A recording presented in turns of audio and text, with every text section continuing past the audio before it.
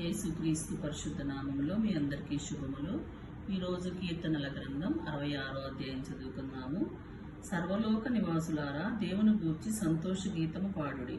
ఆయన నామ ప్రభావము కీర్తించుడి. ఆయనకు ప్రభావముతో ఆరోపించి ఆయనను స్తోత్రించుడి. ఈలాగు దేవునికి స్తోత్రము చెల్లించుడి. నీ కార్యము ఎంతో భీకరమైనవి. నీ బలాతిశయమును బట్టి నీ శత్రువులు లొంగి నీ యొద్దకు వచ్చెదరు. సర్వలోకము నీకు నమస్కరించి నిన్ను కీర్తించును. నీ నామమును బట్టి నిన్ను కీర్తించును. దేవుని ఆశ్చర్యకార్యములు చూడరా రండి. నరుల ఎడల ఆయన చేసిన కార్యములను చూడగా ఆయన భీకరుడై ఉన్నాడు. ఆయన సముద్రమును ఎండిన భూమిగా చేసెను. జనులు కాలినడకచే దాటిరి. అక్కడ ఆయన యందు మేము సంతోషించితిమి. ఆయన తన పరాక్రమము వలన నిత్యము ఏలుచున్నాడు. అన్ని జనుల మీద ఆయన తన దృష్టి ఉంచి ఉన్నాడు. ద్రోహులు తమ్ము తాము హెచ్చించుకొనదగదు. జనులారా, మా దేవుని సన్నుతించుడి.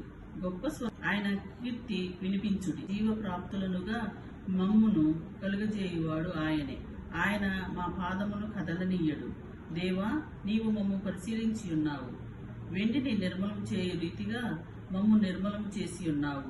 నీవు బందీ గృహములలో మమ్ము ఉంచితివి. మా నడుముల మీద గొప్ప భారము పెట్టితివి. నరులు మా నెత్తి మీద ఎక్కునట్లు చేసితివి. మేము నిప్పులలోనూ నీళ్లలోనూ పడితివి. అయినను నీవు సమృద్ధి గల చోటికి మమ్మల్ని నడిపించి ఉన్నావు. దహన బలులు తీసుకుని నేను నీ మందిరములోనికి వచ్చెదను. నాకు శ్రమ కలిగినప్పుడు నా పెదవులు పలికిన మొక్కుబడులను, నా నోరు వచించిన మొక్కుబడులను నేను నీకు చెల్లించెదను. పొట్టేలును, ధూపమును, క్రొవ్విన గొర్రెలను తీసుకుని నీకు దహన బలులుగా అర్పించెదను. ఎద్దులను, పోతు మేకలను అర్పించెదను. దేవుని యందు భయభక్తులు గలవారలారా, మీరందరూ వచ్చి ఆలకించుడి.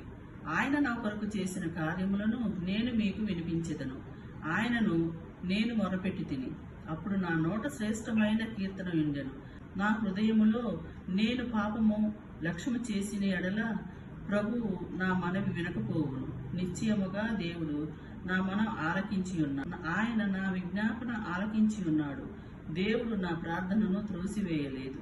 నా యొద్ద నుండి తన కృపను తొలగింపలేదు. ఆయన సన్నుతింపబడునుగాక. ఆమెన్. దేవుడు మిమ్మల్ని అందరినీ దీవించునుగాక.